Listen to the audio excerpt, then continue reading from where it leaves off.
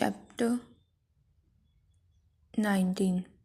नायरू जैसे ही पीछे पलटती है, अपने सामने अरी को देख जो उसके मुंह से उसके लिए फूल झड़ रहे थे वो झड़ने बंद हो जाते हैं और वो जल्दी से फिर पलट जाती है और अपने पीछे का नज़ारा देख तो उसकी हैरानी की कोई सीमा ही नहीं थी, क्योंकि उसकी दोनों दोस्त अब गायब थी।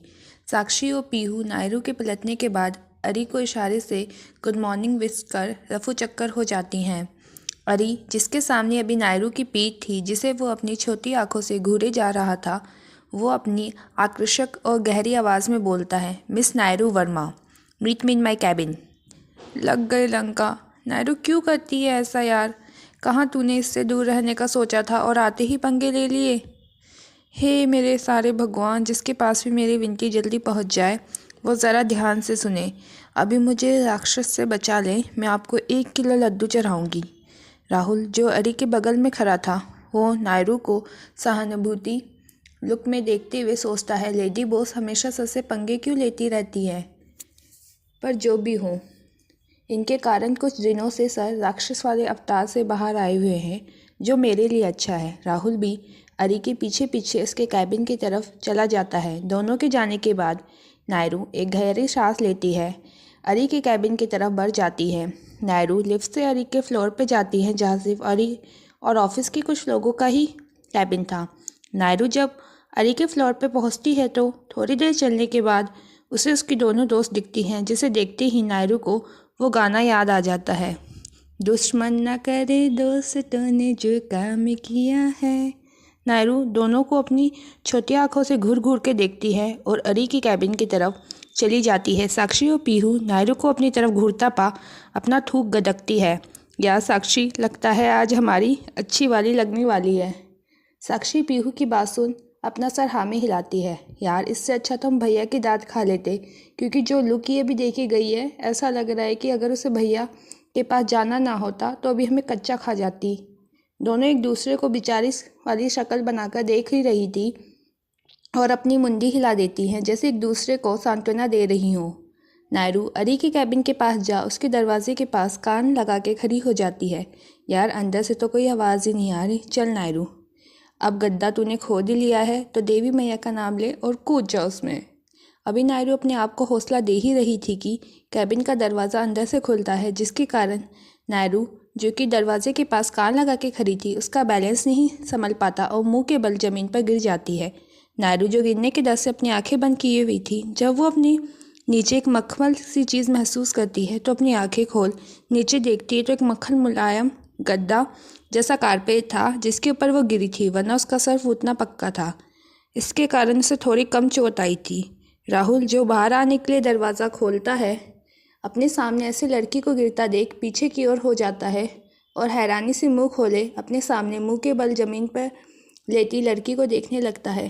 अरे, मैंने तो ऐसे ही कूदने को बोला था देवी मैया, आपने तो सच में गिरवा दिया। हे देवी मैया, सारे दुश्मन तुम मुझसे ही आज निकाल रही हो।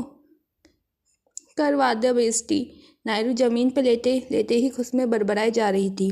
राहुल होश में आते ही जल्दी से हरकत में आता है। मिस नायरू वर्मा, आप गिरी कैसे? आप ठीक तो हैं? राहुल के इतना पूछने पर ही वह अपनी खूंखार नज़रों से उसे देखने लगती है, क्योंकि उसी की वजह से वो अभी गिरी थी। राहुल नायरू को अपनी तरफ ऐसे देख पका जाता है। अब मैंने क्या किया? ये मुझे ऐसे खूंखार शेरनी की तरह क्यों घूरे जा रही है, जैसे मेरी ही सारी गलती हो। नायरू एक नज़र उसे देख अपनी मुंडी अरी की तरफ करती है, जो अपनी सीट पर भावहीन चेहरे को लेकर उसी की तरफ देखे जा रहा था। उसके चेहरे से बिल्कुल पता नहीं चल रहा था कि वो अभी क्या सोच रहा है। क्या सोच रहे होंगे कि एक ऐसी लड़की है जो सारा काम उल्टा सीधा ही करती रहती है। ऐसे भी इसके सामने मेरा शुरू से ही इंप्रेशन ख़राब है। मिस नायरू वर्मा, क्या आप खुद खड़ी हो सकती हैं या आपको मदद की ज़रूरत है? अरी उसी तरह अपने कॉल लुक में उसे एक तक देखते हुए कहता है, नो नो सर, इसकी कोई ज़रूरत नहीं है। ये कहे हुए एक नज़र नायरू उसे एक ज़बरदस्ती वाली मुस्कान को अपने चेहरे पर चिपकाए हुए फिर राहुल को देख खड़ी होते हुए बोलती है, ठीक हूँ मैं, कुछ नहीं हुआ। नायरू सीधे खड़ी हो एक शरीफ बच्चे की तरह अपना सर झुकाए अरी के सामने खड़ी हो जाती है। अरी अपने हाथों के इशारे से राहुल को जाने का इशारा करता है, जिसे देख राहुल तुरंत वहाँ से चला जाता है। राहुल के जाते ही अरी अपनी नज़रें वापस नायरू की तरफ करता है। नायरू से अपनी तरफ पा एक राहत की सांस लेती है। सर, देखिए सर, मैंने नीचे जो भी बोला था उसके लिए सॉरी। वो तो आप थोड़ा लेट थे तो मेरे मुंह से ऐसे ही सारी बातें निकल गई। ऐसे भी बॉस को तो टाइम पे आना चाहिए ना ऑफिस। माना आपका ऑफिस है, इसका मतलब ये नहीं है कि आप कभी भी मुंह उठा के आ जाएं। एक डिसिप्लिन होना चाहिए इंसान में। अगर बॉस ही टाइम पे नहीं आएगा तो एम्प्लॉय क्या खा खाएंगे। और उस दिन हॉस्पिटल के लिए भी सॉरी। अगर मुझे पता होता आप मेरी मदद कर रहे हैं तो मैं आप पर हाथ कभी नहीं उठाती। और ऐसे भी आपने भी कोई कसर थोड़ी ना छोड़ी थी। आपने भी तो मेरी पहले किस नायरू को जैसे ही होश आता है कि वो क्या बोलने जा रही है, वो अपने दोनों हाथ मुंह पे रख लेती है और अपना सर पागलों की तरह नए में हिलाने लगती है। उसके गाल अपनी और अरी की किस याद करते ही सुर्ख लाल हो जाते हैं। हे भगवान, ये मैं क्या बोलती जा रही हूँ, क्या बोलने आई थी, क्या बकवास कर दी। सॉरी बोलना था तुझे नायरू, और तूने फिर रायता फैला दिया। नायरू जैसे ही अरी की तरफ देखती है जो टेढ़ा मुस्कुराते हुए उसे ही देखा जा रहा था। नायरू ये देख जल्दी से अपना सर नीचे कर लेती है।